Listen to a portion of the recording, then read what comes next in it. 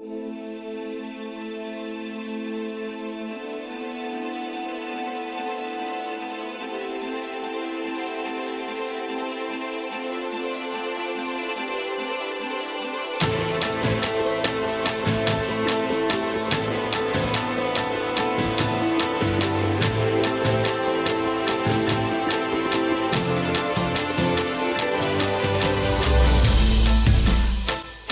to the NFLMAX, the radio show inspired by the league, founded in 1998, bringing you 20-plus years of fantasy football experience.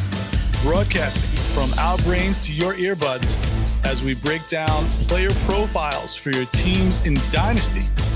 You can check us out now on iTunes, Google Play, Spotify, Facebook, or you can watch the show on YouTube at youtube.com/NFLMAX for your weekly Max fix. And as always, Ewok Juggernaut here with the hot pineapples. It's been a long 2 months, and we are back, the long-awaited return of the NFL Max podcast on a hiatus of sorts. Nick, what's going on, buddy? Not much. Been super busy. Really wanted to apologize. It is our intent to pump this thing out weekly, but I'm changing. I'm in the middle of a career change, and obviously my little guy is 5 months old, so it's been a crazy little period of life here as I gear up for my entrance exams. I've already taken 1 of 3, and it's just like 60 hours a week. It's a lot to be able to fit it in. But as we head back into the season, definitely making it a priority to put this back on the schedule and get this out weekly. So excited to be back on air and chatting and ultimately arguing about fantasy football. Plenty of arguments to come. We're like a week away from the Hall of Fame game, and that means just pretty much a couple weeks away from week 1 of the preseason. So football's here, guys. I mean, we've been gone for a couple months, but this is it. We've been waiting all summer for this. So, and it's been a long summer. That is for sure. So the news that broke on Saturday in Cincinnati, AJ Green with a scary injury, a low ankle sprain with torn ligaments, and he was carted off the field on Saturday. When that news broke, my Slack chat went bananas, and shout out to the Unabomers, who's probably scratching his head right now. But, at 31 years of age, happy birthday to AJ Green, who's going to turn 31 this week. That's, not the birthday present that you would want if you're AJ Green. But, just a litany of injuries and approaching 31 here. I mean, I can go down the list of just the past year. 2018, he aggravated his right toe. He had a toe sprain. He missed 3 games, and then he hurt his groin in September. So he's got, and his big toe, he missed 4 games. So, I mean, just going back last year, and now you've got this with some torn ligaments. Man, what are your thoughts here on AJ Green here? Yeah, it's sad because AJ Green is, one of the elite talents that we've seen in the NFL, over the past, 5 to 8 years.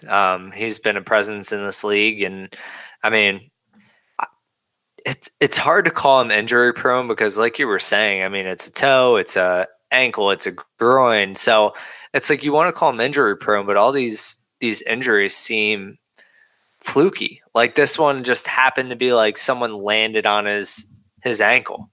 Right. So it's not like, did you see the video? I saw the video. It's crazy. And, it seems fluky. Like I don't want to label the guy injury prone, but at a certain point in time, it's like, he over the past couple of years, it just seems like he can't stay on the field. Yeah. From a dynasty standpoint, obviously, his stock at 31 years old, you've got to be playing this game like the stock market. His value isn't going to climb from here, right? So, like, he's already beaten down a little bit because of age. At 31 years old, it almost feels like guys fall off a cliff no matter who they are. even Antonio Brown. So he's 31. His ADP isn't going to climb. His value is not going to go up from here. But I mean, shoot, I can't help but think if I'm a contender, if this is truly a 6 to 8 week injury, I mean, he's not a guy that I'm out on if I'm a contender. Like if I can get him cheap, but I don't know how cheap you can get a guy like AJ Green. Like I feel like if you have him on your team, you're a believer. Well, I mean, you said 6 to 8 weeks. That's what the report is. But I mean, at 31, it's not like he's 21 or 25. A 31-year-old wide receiver to come back from this kind of an injury. I mean, they're saying 6 to 8 weeks. I'm thinking more towards 8 to 10 weeks, or maybe more than that. Yeah, I'm with you. I'm with you on that. And plus, you got to factor in everything else that's going on there in Cincinnati too. You got Andy Dalton, who it is what he is, a quarterback. He's a ho-hum guy. They just signed Tyler Boyd to a nice contract. So you've got him there. You've got Tyler Eifert on a 1-year deal, and Joe Mixon in the backfield. So initial thought is stock up for Tyler Boyd, but I'm going to pump the brakes on that because the dynasty community is going to go crazy about that. With Andy Dalton, a quarterback, I don't really like anybody in that offense. So, AJ Green, I'm out. It's tough to sell him now. I wouldn't be selling him now, but when he comes back, if he has a good game or so, I'd be looking to just move him. I mean, it's unfortunate. I would have moved him before, but we'll see. And here's the thing, like you're saying with Andy Dalton, is like, I mean, he's coming due too. So it's like kind of last year this pairing, and it's sad to see that AJ Green is not going to have the opportunity to be on the field, for the entire season. I mean, it remains to be seen what they do with AJ Green. I would think that he re-signs there because he has more value to the Bengals organization, and they seem to like to lock their own up. And they just paid Tyler Boyd an insane amount of money, but it doesn't seem like they're going to have to pay AJ Green that.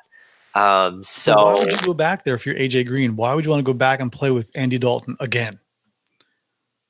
I think Andy Dalton's not as bad as people let on. Like, I mean, don't get me wrong. I'm not saying he's good. I want to make that clear, but he's functional. I mean, he's a functional quarterback, and the rapport is there. They've been playing with each other for years and years and years, and AJ Green's always been a Bengal. It would be hard to imagine him going anywhere else, and if he has more value to them than he does elsewhere, I mean, there's no guarantee that Andy Dalton is back. That's true. There's no guarantee Andy Dalton is back, and he's tied to Andy Dalton. But I would imagine that he would go back if Andy did go back. Like, I think that they'd want to keep that connection alive. Mm-hmm. I mean, they've been together for almost their entire career. So I don't know. It would be weird to see Cincinnati without AJ Green on the field. And, just to touch on Tyler Boyd, I'm still not in. I mean, I don't hate Tyler Boyd, but I don't love Tyler Boyd either. Like, I'm not going to go crazy like other people are. I mean, the contract is nice. It locks him up. It secures him, but it secures him, like our point, to what quarterback? I mean, it's not like he's, tied to a quarterback like Devontae Adams is tied to Aaron Rodgers, or, for the time being, Tyreek Hill is with Pat Mahomes, or, for the time being, Juju's with Big Ben. I mean, he's tied to Andy Dalton, and then after Andy Dalton, who knows where they go. So it's going to be really interesting to see what happens there in Cincinnati, and if they end up moving on from Dalton or tanking and taking one of these 2020 guys, because there's a decent crop of quarterbacks coming. Okay, so moving on to the big three holdouts here. You've got Zeke, Melvin Gordon, and Michael Thomas. All three of these guys, a superstar holdout. And, man, I mean, the last episode we did a couple months ago, Zeke was in the news for some stupid stuff that he was involved with, the videotape and that ridiculousness that turned out to be nothing. But still, in the news again. And here we are. He's holding out. So, I mean, he's got his 5th-year option coming up. So technically, he's got 2 years left on his deal with Dallas. And you got Melvin Gordon with 1 year left, and Michael Thomas. So which guy you want to tackle here first? You want to go? I'll go Zeke. Why You want not? to go Dallas? I mean, here's the thing: is like when you look at the ADP of some big money redraft leagues, which is always the best indicator. Where are the Sharks going with their money, kind of thing, in redraft when they have 1 year bet. And Zeke is still far and away the top running back off the board in those redraft leagues, which I mean, clearly ahead of Barkley in redraft. And if they're willing to spend their money on Zeke, that's a pretty good bet. But when you look on the other side of the coin with Melvin Gordon, it doesn't seem so positive. He's fallen in those redraft, those same money leagues. He's fallen pretty far. So I think, just based on what the Sharks are thinking, and the big money players, and it seems like there's not much concern on the Zeke side, but it seems like people are preparing on the Gordon side. So that's fascinating that nobody's concerned about Zeke, but everyone, is worried about Gordon. I mean, Zeke has 2 years left on his deal. I don't really see him actually holding out. I mean, he's going to Cabo and he's going to work out down there, and I just don't think Zeke is in a position where he's going to miss money with two years left on his deal. Melvin Gordon, I mean, those guys, like, I don't think the Chargers are as concerned missing Gordon, and I don't think Gordon's as concerned missing the first 8 games. Like, I think, Gordon, from all accounts, has been pretty financially savvy, and he can afford to sit out these 8 games. I still think he'll be back in the middle of the year, and I think he's going to come back to accrue that year, and then he'll hit free agency and find the best suitor. But it's nothing like Le'Veon Bell last year. Like, Le'Veon didn't sign his franchise tender, so he can do what he did. These guys can't do that. They're under contract, and like you said, they can hold out for 8 weeks. But I mean, I've got a ton of shares of Zeke. I don't have any shares of Gordon. I think it's pretty well documented. I'm not a fan of Melvin Gordon.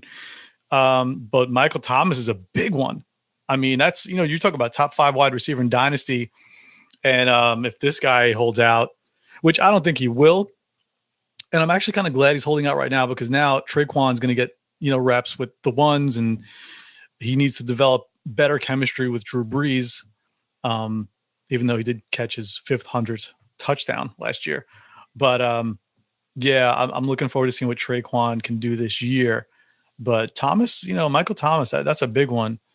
You just don't want to see them continue to hold out, miss camp, and then risk an injury.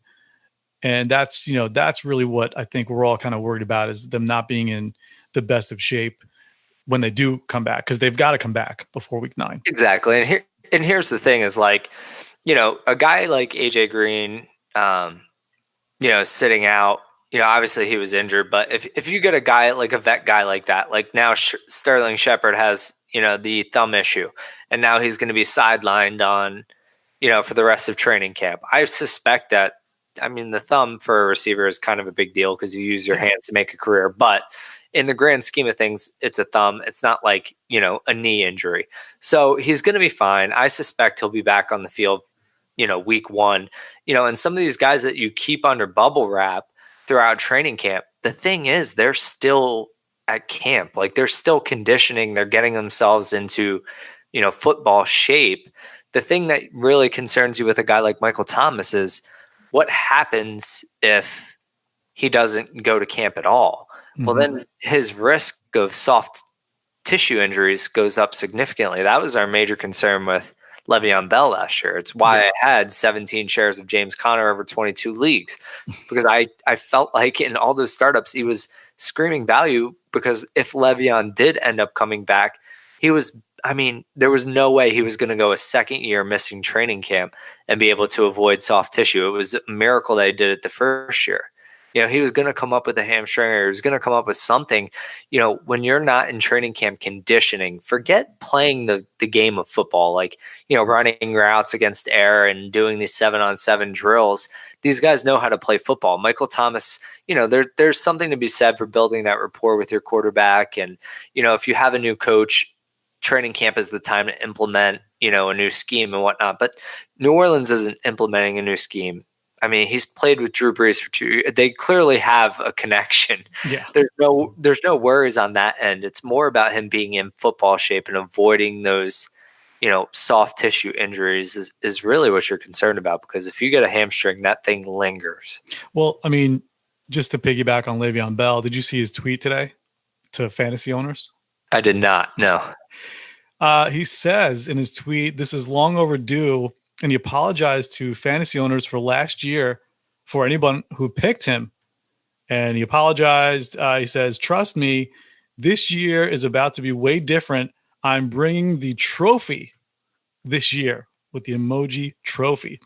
I've still got my doubts on Le'Veon Bell, even with a new team and a new offense. We'll see how that plays out, but I just had to bring that up because you mentioned Bell. So I don't know. You also mentioned the Giants. We can move right along to that. What is going on with the Giants wide receivers? You got Sterling Shepard with an alleged broken thumb. You got Golden Tate suspended for 4 to 5 weeks. Corey Coleman out for the season. I don't remember if it was an ACL or MCL tear. I don't remember. And Cody Latimer is slotted in as the 3. I mean, this is god awful. And then you got Eli Manning playing quarterback. I feel bad for my friends who are Giants fans. It's going to be a long year. The only thing on the positive note that I would say is one of, my guys, and we should do a My Guys episode, but Darius Slayton, wide receiver, I'm a big fan of his, and, I'm hoping he's a little nicked up right now, but I'm hoping that he can play with the ones and, get a shot. I mean, obviously we're going to see him in preseason, but Darius Slayton is a beast. He's one of 5 wide receivers this year of the rookies that ran a sub 4.4. 3.9, 4.39, I think it was, a 4.36. But I'm excited about Darius Slayton. So thoughts on this Giants god-awful wide receiving core? I mean, I'm not mad about it. As a Cowboy fan, I'm not mad about it. No, it is, the whole thing with Golden Tate, first off, I mean, he's supposed to know what you put into your body, but I mean, come on, like the guys, that whole situation. I really do hope that it gets reduced at the very least for him. It doesn't seem like there's really any way to avoid suspension, but I do hope that they actually take the human element into consideration and reduce his suspension. But that's something totally different. As far as this receiving corps now, I mean, Cody Latimer and Darius Slayton. Oh goodness grief! I mean, I didn't know Cody Latimer was still in the league. Oh yeah. And there's still truthers out there that are, this is their shot now. So I actually like White Jr. there. Really? Yeah, I've looked into him a little bit, just digging a little bit, try to find some sort of value, because there's going to be something there. I mean, I like Darius Slayton. Like you were saying, one of your guys. I mean, I don't really know what to make of this offense. I think it's going to be an absolute cluster. There's value to be had, but who's guessing the right one, type of thing. And it's just not worth the headache of trying to, find the roster spot and potentially having the wrong guy on your roster and taking up, a position and whatnot. So I don't know. I'm just out on the whole thing. Yeah. I mean, unless you have Evan Ingram, who's going to be the de facto number 1 wide receiver in this offense, I'm projecting this guy to have over 1,000 yards this year. It's going to be ugly. But Evan Ingram will do his thing. I mean, last year. Yes, he will. Yeah, I know you're an Evan Ingram lover. So moving on here, we didn't get to touch on Tyreek Hill over the past couple months, so we might as well talk about it real quick. I mean, we went from Tyreek Hill getting suspended to Tyreek Hill not getting suspended, to everyone up in arms that he didn't get suspended, but other players who have done way less got suspended for like 2 to 4 games. And, Josh Gordon has been suspended, but all the guy did was smoke pot. And Tyreek Hill is abusing children, allegedly. And, I don't know did you get a chance to listen to the audio? Yeah. I mean, I listened to the audio. It's weird. I don't know. I guess they're going to give him a pass because he's a superstar, and that's really messed up. So I mean, all right. So I knew you were going to bring up Gordon. You're Of just course. you're so salty over Josh Gordon that you let it cloud your vision a little bit. Listen, I'm not sticking up for Tyreek. I don't know the guy. I don't know anything about him. I will say I did listen to the audio. It didn't sound great what he said. I mean, what he said is, disgusting. Referencing how, she should be scared of him too. Just even alluding that is, not right. But with that being said, I mean, when you go back and you look at the tape, and I mean, he did keep his cool. He didn't, get elevated. He didn't get aggressive. He didn't, so I don't know. It does seem like she's trying to egg him on a little bit. It does seem like she's trying to get him to say, maybe slip up and say one thing where she could, allude to pinning it on him. I mean, Yeah, I but don't know. then she retracted that by doing the tweet that was exposed of, oh yeah, he didn't do anything. She covered up for him. I mean, I know listen, that's why I said it was weird. as long as they're involved, he's going to have turmoil and risk around him for the rest of his career. He needs it. It really does seem like he needs to get away from her. I mean, even back to his college days. I mean, that was, when he punched the stomach and Right. allegedly, Mm-hmm. I don't want to say he's guilty. He pled, but there's been some stuff come out that apparently he, was fighting it, and there was a really good case of, to prove his innocence, but he ran out of money, and so he just took the plea deal, so he still had a shot at football. There's all these things that roll around, and you don't never really know the truth unless you're involved. That saying, there's always three sides of the truth. There's his, hers, and then there's the actual truth. So yes. I don't know what to believe, but I will say that there is certainly still risk involved with Tyreek Hill. And as long as he's around her, and they're still involved in some romantic or intimate way apart from co-parenting, it's, a risk, and it's a risk that you have to assess the price of. I know I acquired a couple shares of Tyreek on the cheap. Yeah. And, I'm not here to judge character, I guess. I mean, I want guys on my team that I can root for. And I'm not the biggest fan of Tyreek just because of the aura around the situation. I don't want to deem him guilty or not guilty. But then again, I mean, if I can get him for, a song, then it makes sense to have him on my roster. And that's kind of where I'm at with it. Well, I think another thing too, also, with this whole Tyreek thing is Mecole Hardman. Like, let's not forget, a month ago or a couple months ago, we were doing rookie drafts. Mecole Hardman, in the league that we're in, he went like, what was it, mid first round or like maybe towards the back end of the first round? I mean, you got to be sick to your stomach if you drafted Mecole Hardman in the first round and Tyreek Hill is back and he ain't going anywhere. He's got no games coming his way for suspension. I mean, I didn't get it at the time why anybody was drafting Mecole Hardman that high.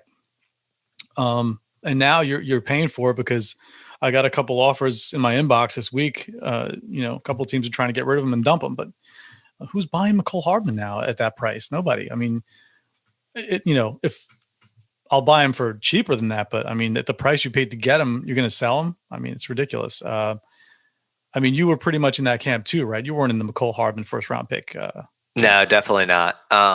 Yeah, we actually had this very conversation. I think it was on our the last show we did like 10 months ago. Boy, so much has changed in 10 months. But boosting him up based on pure opportunity, like he was a 1-for-1. I mean, here's the thing is, as the longer this thing went on, the less you heard, and the more the Chiefs stuck behind Tyreek. I mean, they cut the cord so quick with Kareem Hunt. Yeah. They knew what was going on. And it seemed like they were sticking by Tyreek Hill. I mean, even through, drafting him initially after that whole event, like I said, there's been reports that maybe that didn't actually happen and he just pled to keep his football dream. Maybe they were really comfortable with that situation, so they draft him. And then all of this comes out and, they get the facts behind this and they're comfortable sticking by him. It just feels weird to cut bait with Kareem Hunt so quick and then stand by Tyreek's side. Yeah. That, I don't know. Like it just felt. It's got to be positional. I mean, yeah. I mean, it just felt like it wasn't wrong. So to draft Mecole Hardman, though, I mean, they've got to have a plan for him. That with all that said about Tyreek, they've got to have a plan for him, not now, but in the future. And I'm wondering if that's Sammy Watkins. Like after this year, if this is Sammy's last year and then you slide Hardman into there. My only issue with that is Hardman, I just don't see him as a good prospect. I felt like they overdrafted him anyway. I agree.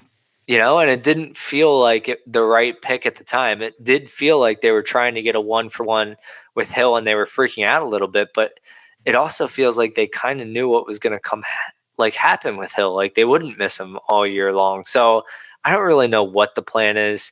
Like you said, I was never a Hardman guy anyway, where he was going.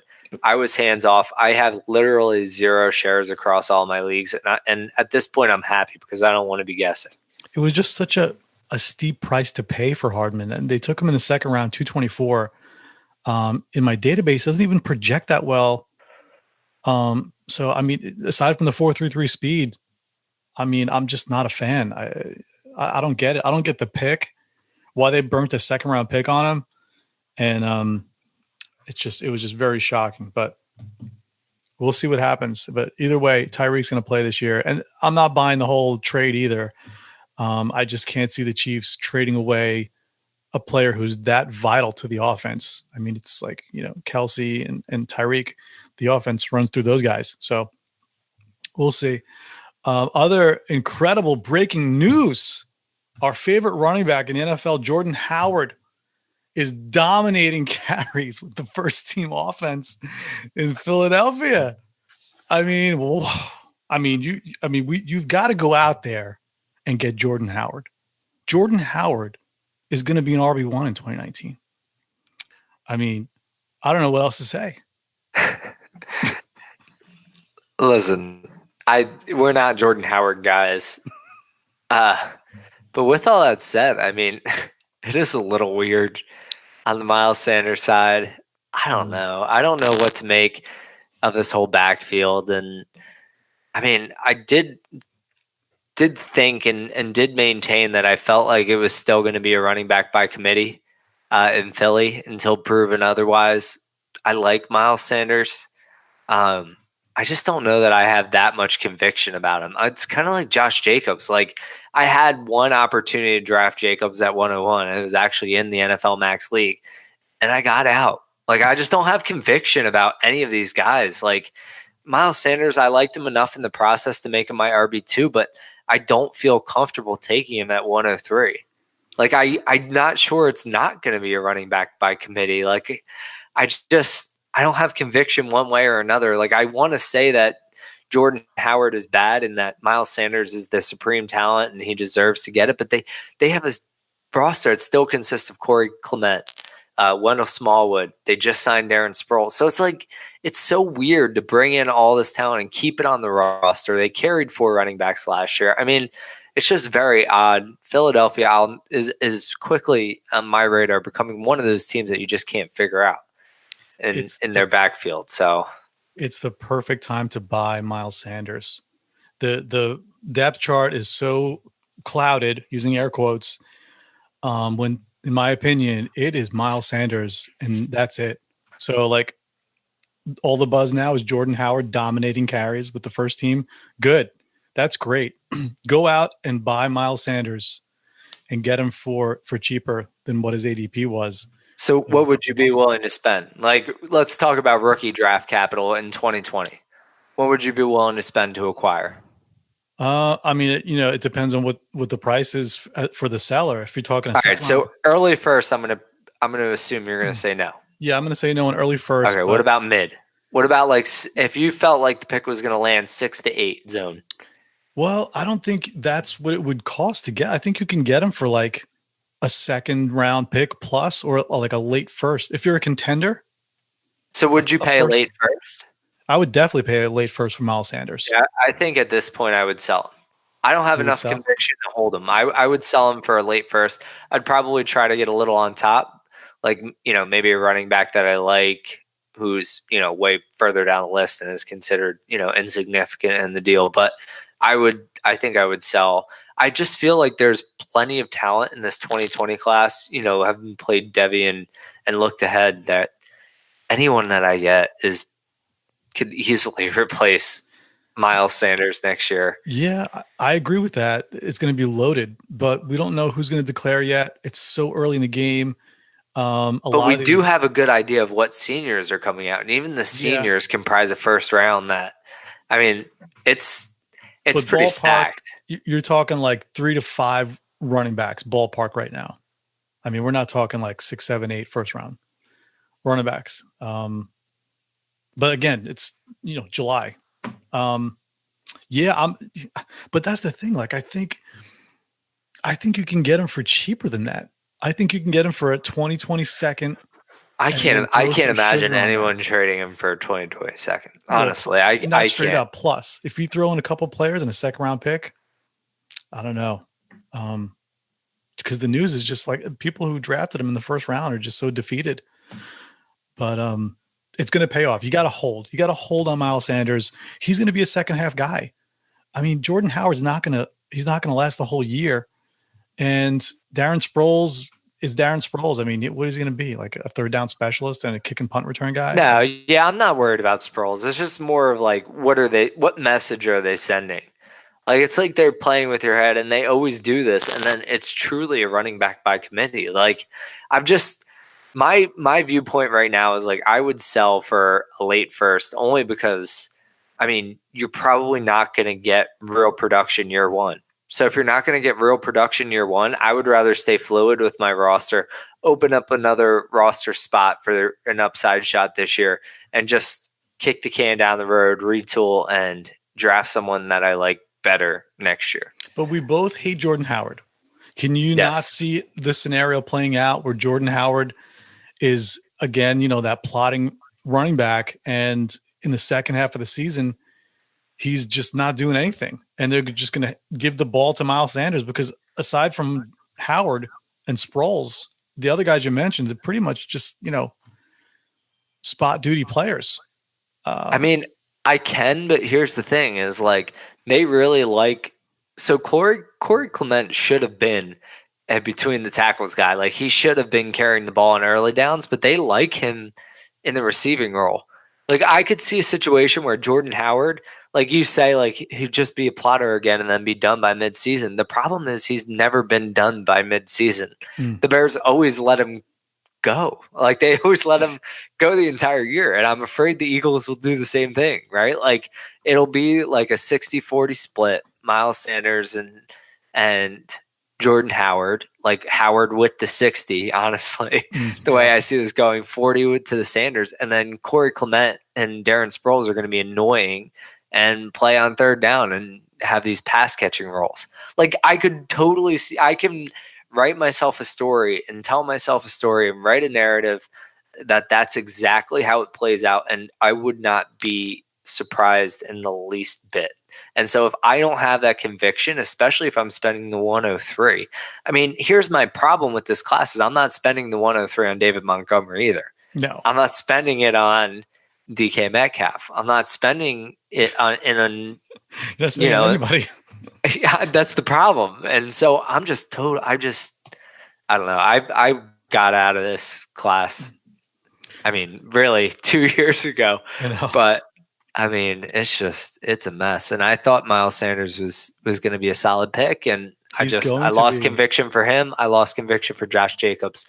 N'Keal Harry is the only one that I'm comfortable drafting at his price. That's so funny. J-Jaw. See, we're still in the second round. Months later, we're still total opposite here. Like, Josh Jacobs and Miles Sanders are going to pay dividends in 2019. And Josh Jacobs is going to be the workhorse with the Raiders. I mean, he in a PPR format, he's going to dominate the carries. Now, that team stinks. So I don't know how productive they'll be. I don't know how many touchdowns he's going to score. I don't know how often they'll be in the red zone, but he's going to be productive just based on volume alone. And then Miles Sanders as a second half guy, we can see N'Keal Harry not even really doing much because he might not really be comfortable in the offense year one. So And let me get this straight. I don't expect N'Keal Harry to do much in the offense year one. I don't expect that he's going to have this massive year and be super productive year one. But I do feel conviction and comfortable that he's going to be a very good player in the NFL. I don't know that I feel that about the other two. I just have a funny feeling. It's like you have to have conviction with these guys that you pick, and you have to feel comfortable with these guys. I just don't feel it with either of those guys. We'll see. I feel a lot more comfortable with every single player that's going to fall into the first round in 2020. I mean, there's so many guys. I could go up through the second round with guys that I feel more conviction about than like taking Josh Jacobs at 101 or Miles Sanders at 103. I'm with you on that. I'm with you on 2020. We'll see. Let's see who declares. So let's move on to Miami here, and this will be a celebration of sorts as Kalen Ballage took first rep snaps with the Dolphins on Thursday. And, of course, the news broke first on Thursday. And then Friday came, and we got the same report. And Saturday came. 3 days in a row, Kalen Ballage was playing with the first team in Miami with the Dolphins. And they're saying he has a real chance, quote unquote, to win the starting job with the Dolphins. Now, I tweeted this months ago, and, Chad was the only one really who replied. Nobody really cares about Kalen Ballage. But, man, I mean, this is the story in the offseason that I feel like nobody's talking about. And now they'll be talking about it because RotoWorld's talking about it. But for months, nobody was talking about Kalen Ballage. And to me, this was one of the more obvious things that was going to happen was Kalen Ballage taking over the backfield in Miami. It's no knock on Drake because I'm actually a pretty big fan of Drake's.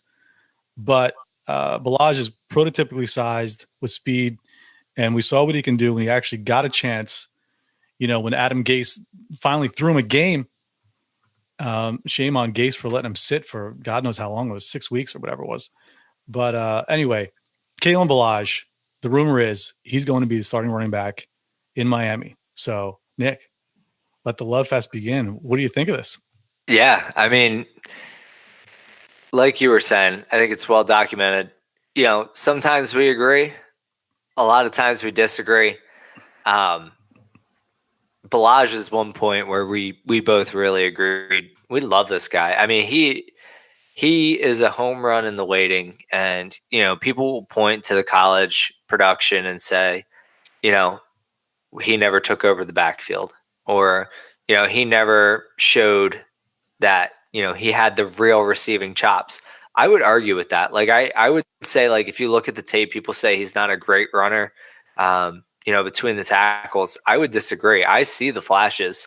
I see the brilliance. And when you look at the metrics, I mean, he is the most David Johnson-esque player since David Johnson.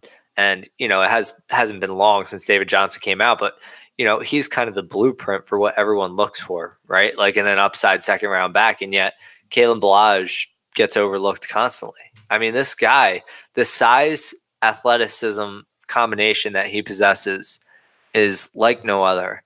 I mean, his upside is just incredible. 228 pounds at 6'2". Yeah. And he runs a 4.4. It's insane. I mean, so regardless, you have to have the requisite athleticism, and we'll see. Time will tell if he has the requisite skill, the position to be able to be really successful in the NFL. But man, I mean, if he could put it together from a skill standpoint, the athletic ability and just the raw athleticism he possesses is a huge plus in his favor toward going that long way. And that's my point is, people, I was talking on Twitter. Actually, I joined, for those of you who don't follow me on Twitter, I joined the Fantasy Authority writing. And one of the things in our free Slack channel, which is, by the way, a great resource for redraft. And we have a dynasty channel in there too that I'm talking on in DFS. But we were having a huge discussion in the redraft channel about Kalen Ballage. And there's a huge, Anthony, one of the senior writers on staff, is a huge Dolphins fan. And we were just going back and forth. And I mean, he's totally in the Drake camp. Never felt like Ballage had a chance. And this was before, the first practice. And I just said, don't sleep on Ballage. Like, Ballage is a baller. And he said, like, I don't think his college production makes him a baller.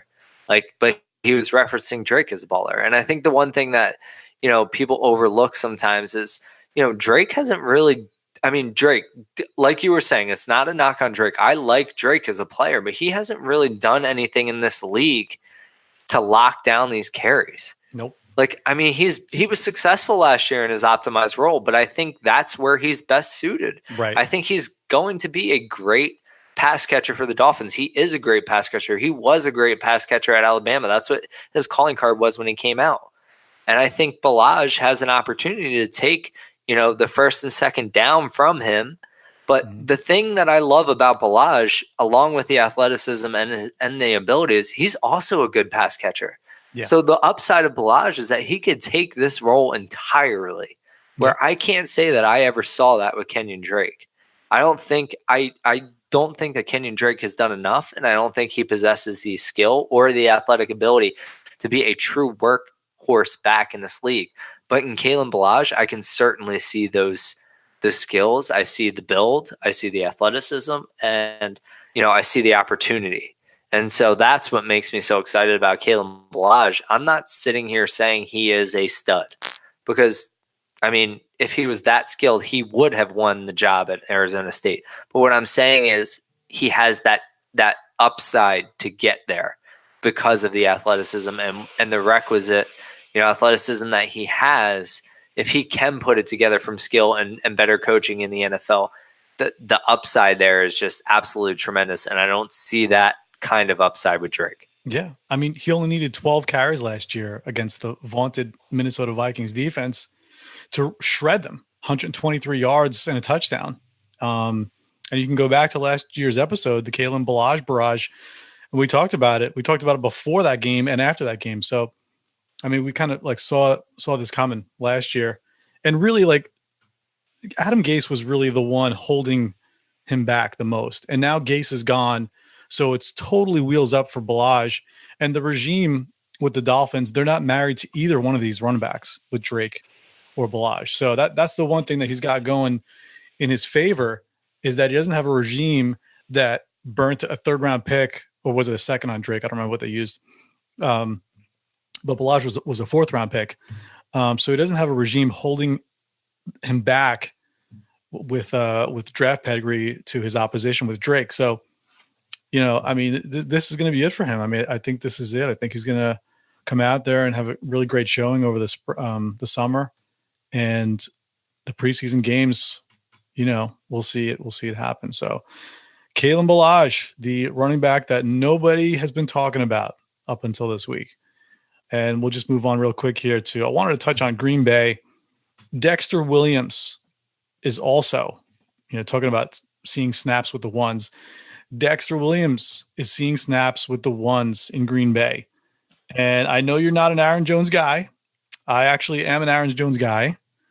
But I am not a Jamal Williams truther at all. I'm not a fan of Jamal Williams. But my prediction a few episodes ago was that Dexter Williams would supplant Jamal Williams as the number 2 and work his way into that number 1 role. We've seen Aaron Jones get hurt a couple times here. He hasn't played a full season. So I could definitely see Jones missing some games and Dexter Williams taking it and running away with it. So what do you think about Williams getting snaps with the ones? Did Jamal get any with the ones? Nope. Not a single one? Do you see otherwise? That's why the Packers don't win. Come on. I'm all for the Packers losing. I'm wearing the lines out right now. No, listen, they're all really talented backs. I'm not an Aaron Jones fan purely because I don't believe that his talent is that where, similar to kind of what we were just talking about with Drake. I don't think his talent is that great or he's done enough to lock down a job. Like, I'm not a complete Aaron Jones hater. I actually liked him when he was coming out. I just don't like him to hold on to that job. I don't like him as a dynasty asset, especially not at the price that people are paying right now. That's where I don't like Aaron Jones. So I'm on team anyone but Aaron Jones because you can literally take a dart throw with the other two. So come And on over. chances Come on are over. that Aaron Jones won't be the long-term starter in Green Bay. So There's plenty of room here in Camp Dexter Williams. Throw you a bone, get your listen, free I'm admission. not against Dexter Williams. I just like Jamal Williams, and I feel like he's a pro. Like I feel like he shows up and he does what he's going to do, and he's kind of like, Alfred you know Blue. how I have that odd love for Alfred Blue. Yes. Yeah, he's kind of like an Alfred Blue for me. Like he just shows up and he does what he needs to do, and he's a pro, and he's going to stick around the league, and he'll get spot starts for you. Like he's that kind of guy, and there's something I like about that. Like there's value in that, and There's something so incredible about watching a running back just plot through the offensive line, gain 3 yards a carry. This is just amazing. I just can't. I mean, Alfred Blue, Jamal Williams, Jordan Howard. I mean, these guys are just like. listen, if Jordan Howard falls into Jamal Williams and Alfred Blue zone, I will be getting shares of Jordan Howard. So I just want to throw that out here now. But there's a couple depth charts where I like all of the backs on the depth charts, and one of them is Green Bay. I mean, I'm keeping my eye on this depth chart because if any of these guys, if they part ways with any of these guys, I'll love to track and see where they go next. The other is Philadelphia. I like Wendell Smallwood. I like Corey Clement. Like I like the guys on the back end of that roster where I think they're interesting plays if they go elsewhere and they don't make that team.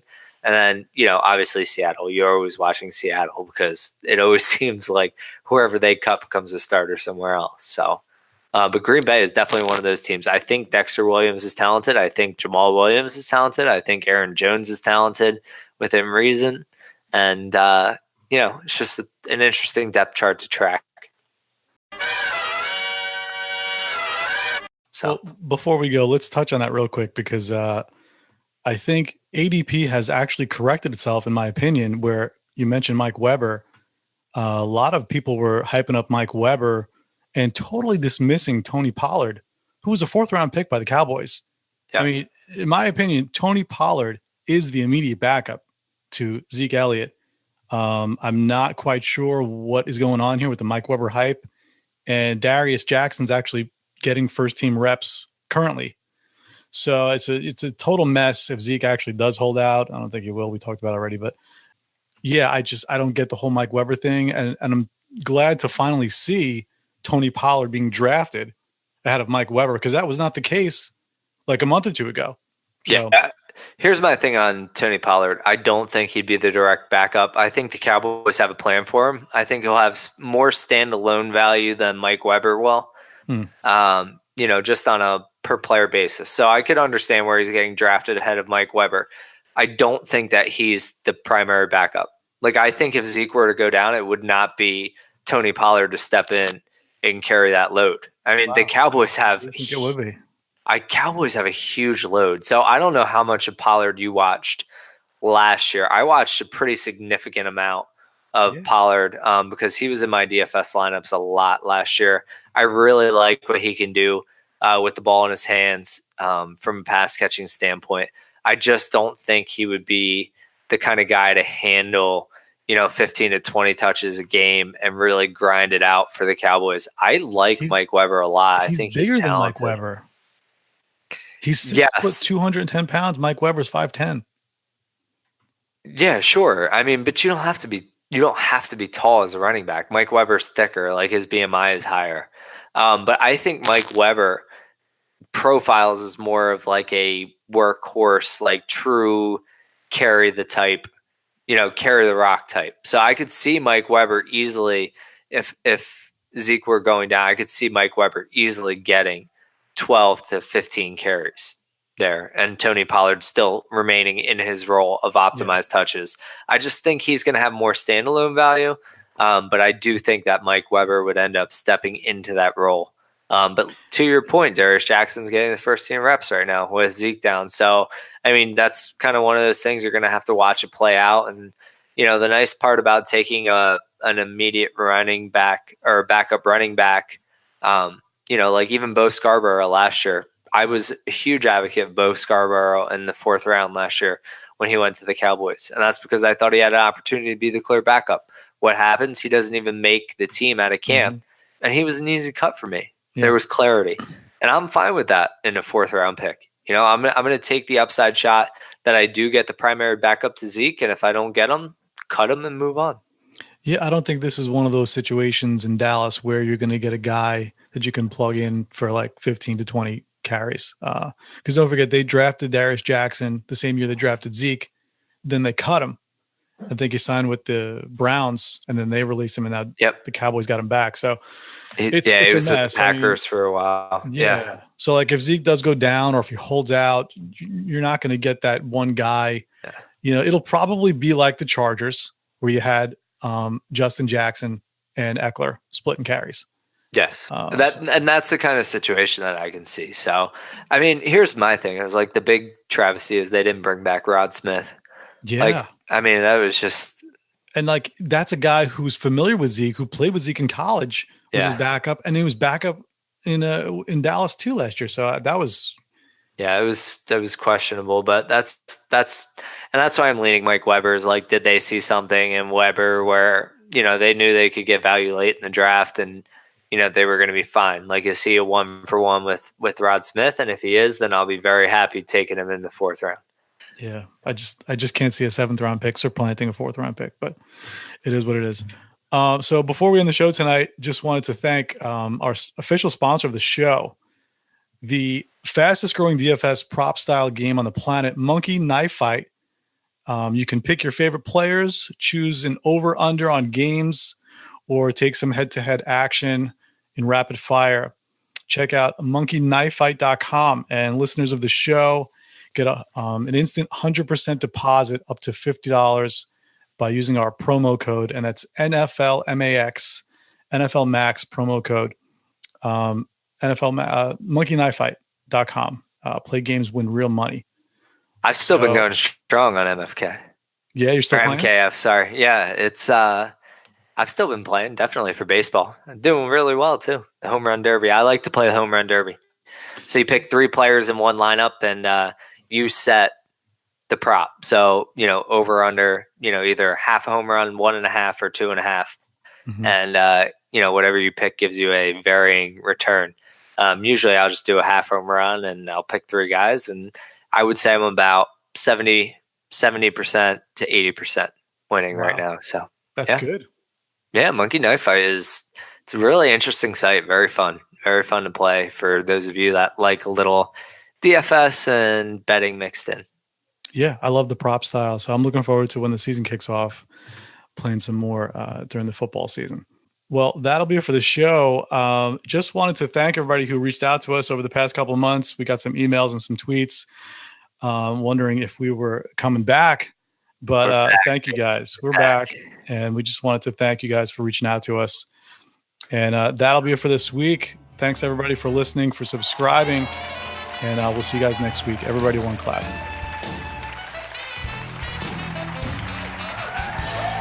In case I don't see you, good afternoon, good evening, good night. Yeah.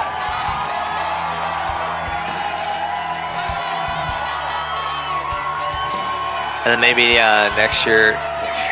God, that's what it's called. Next episode is next year. Yeah.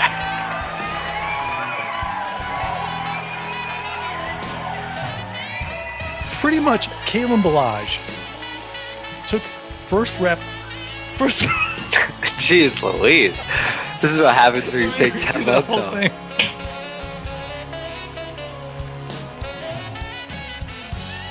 You know, I mean, Corey Davis was 4 yards away from being a wide receiver 2, so he'll get there this year. He was 4 yards away.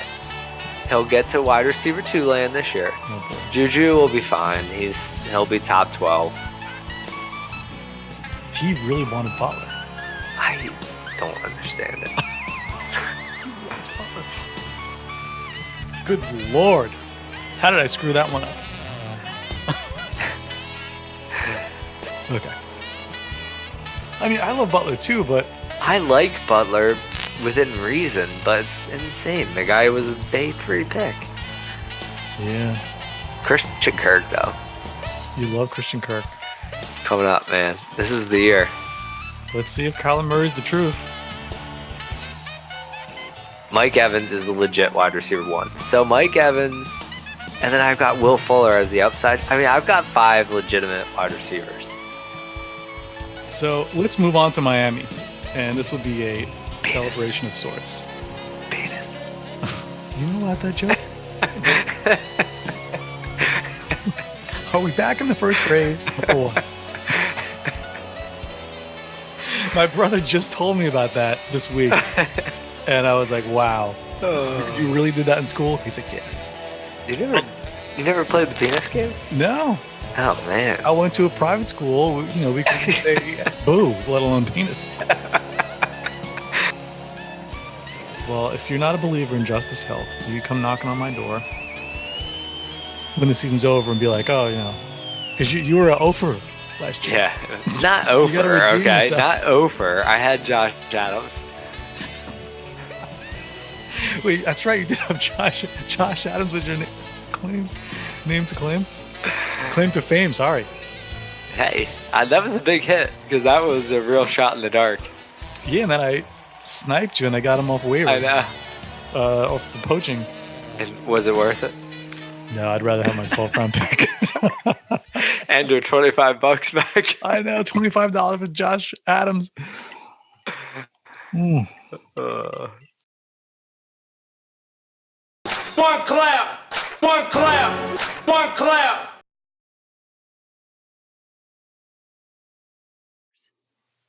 I've got a bet for you. I've got a hot take. Oh my gosh. Tell me this is Kiki QT and I'm going to X out of the... No. I was having a huge argument on Twitter about... I don't know if you... I was arguing with like 3 people about Fuller and Kiki QT. Fuller's going to kill this year as long as he doesn't get hurt. My hot take is your boy Corey Davis. A.J. Brown will outscore Corey Davis and become the de facto #1 wide receiver in Tennessee. You're out of your mind. All right, what's our bet? Let's bet. How about next time you visit, you buy my barbecue? Sure. When am I visiting? Because I will win. That's a bet because I made the stupid mistake of loading up that plate. I should have bought half of what I didn't even eat the whole thing. Within reason. Within a reasonable budget. A.J. Brown over Corey Davis. Lock it up. All right, $30 wager on barbecue. $30. A $30 plate. That's fair. How much the plate was? $30? Yeah, it's like $25 for 3 ribs and mac and cheese and potato salad. Sure, you pay for my plane ticket, and I'll buy the $30. Then what's the bet? Let's make a real bet. All right. So let's do this then. Okay. How about a T-shirt? No, I'm cool with the barbecue dinner because that place was the bomb. When I come back to South Carolina, we got to go back there. Oh yeah, 100%, definitely. All right, so then barbecue is the bet, or do you want to do like a funny T-shirt? Like I'll ship you a T-shirt. What kind of T-shirt? I don't know. Pineapple? One that we make up. Yeah, that you'll have to wear on air every week. Yeah, okay. So it's got to say something, and then I'll wear it, take a picture of it, and put it on Instagram. Or like the NFLMAX, I'll put it on the show or something.